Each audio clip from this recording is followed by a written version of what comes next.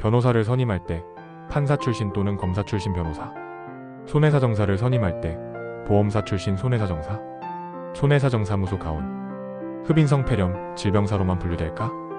고령자의 사망 원인 중 하나로 자주 등장하는 흡인성 폐렴은 흔히 질병사로 분류되며 이로 인해 상해사망보험금이 아닌 질병사망보험금으로 처리되는 경우가 많습니다.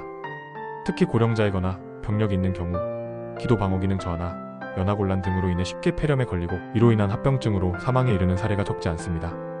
하지만 이런 경우에도 조건을 갖춘다면 흡인성 폐렴으로 인한 사망을 상해사망으로 청구할 수 있는 사례들이 존재합니다. 이에 해당하는 요건과 사례를 살펴볼 필요가 있습니다. 흡인성 폐렴이란? 흡인성 폐렴 에스퍼레이션 누모니아온 음식물, 구토물, 분비물 등 이물질이 기도를 통해 폐로 흡입되어 발생하는 감염성 폐렴입니다. 특히 병원 입원 중 또는 연하곤란 환자에게 흔히 발생하며 기관지로 음식물이 잘못 들어가거나 기도 내 세균이 폐로 유입되며 생깁니다. 건강한 사람보다는 기저질환을 가진 환자나 고령자에게 발생률이 높고 치명적일 수 있습니다. 주요 증상은 발열, 기침, 호흡곤란, 청색증 등이며 치료는 항생제 중심으로 진행됩니다. 흡인성 폐렴도 상해사망 청구 가능할까? 상해사망보험금은 일반적으로 외부 요인으로 인해 급격하고도 우연한 사고로 신체 손상이 발생한 경우 지급됩니다. 따라서 교통사고, 추락사, 기계사고처럼 외부 충격으로 인한 직접적 신체 손상이 있을 때 해당합니다. 반면 흡인성 폐렴은 흔히 질병으로 간주되기에 상해사망 청구가 어렵다고 생각할 수 있습니다. 그러나 단순 질병이 아닌 외부 요인에 의해 급격하게 음식물이 흡입되며 발생한 폐렴이라면 이는 외부 사고에 해당될 여지가 있으며 사망의 직접 원인이 외인인지 내인인지가 판단의 핵심이 됩니다. 흡인성 폐렴 사망이 상해사망으로 인정된 사례. 보험사는 대부분 흡인성 폐렴을 질병사망으로 처리하려 하지만 현장 조사와 의료자문 등을 통해 상해로 판단된 사례도 존재합니다.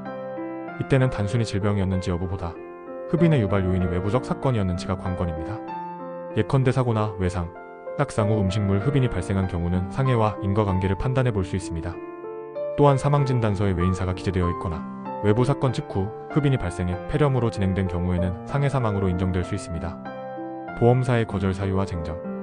보험사 측은 주로 다음 두 가지를 근거로 보험금 지급을 거절하거나 감액합니다.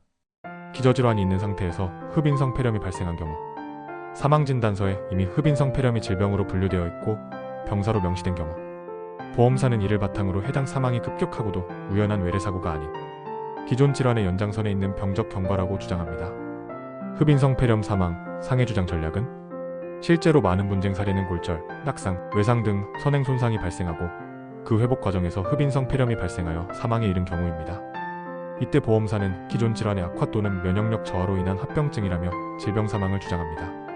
이러한 경우에는 제3자의 의학적 자문을 통해 선행 손상과 사망 간의 인과관계를 입증할 수 있어야 하며 의료소견서, 법률적 판단 자료, 판례 분석 등이 필요합니다. 단순히 보험사의 해석을 수용하는 것이 아니라 외부 요인에 의한 급격한 사망으로 재해로 입증하는 것이 핵심 전략입니다. 흡인성 폐렴으로 상해 사망 인정받기 위한 조건. 흡인성 폐렴이 단순 질병이 아닌 외부 요인에 의한 재해 사망임을 입증하려면 다음 사항을 충족해야 합니다. 사망의 원인이 외부 요인 낙상, 기도 폐쇄, 급성사고 등으로 발생했음을 입증, 사망진단서의 병사가 아닌 외인사로 분류, 사망에 이르기까지 선행질환보다 사고의 기여도가 더 컸음을 객관적으로 설명, 기저질환이 사망의 주 원인이 아님을 의학적, 법률적으로 입증할 자료 확보, 분쟁 대응을 위한 유의사항. 현재 흡인성 폐렴이나 음식물 기도 폐쇄로 인한 사망은 보험금 분쟁이 자주 발생하는 사안이며 소송에서도 승소와 패소 판결이 엇갈리고 있는 민감한 영역입니다. 따라서 사망보험금을 상해 사망으로 받기 위해서는 환자 상태, 의무기록, 치료 내역, 과거 병력, 주치의 소견, 판례 등을 종합적으로 준비해야 하며 보험사의 손해사정사보다 전문적인 입장에서 대응이 가능한 소송 경험이 있는 손해사정사나 법률 전문가와의 협력이 필수적입니다. 결론 및 권고사항. 흡인성 폐렴으로 인한 사망도 사안에 따라 상해 사망으로 인정받을 수 있습니다.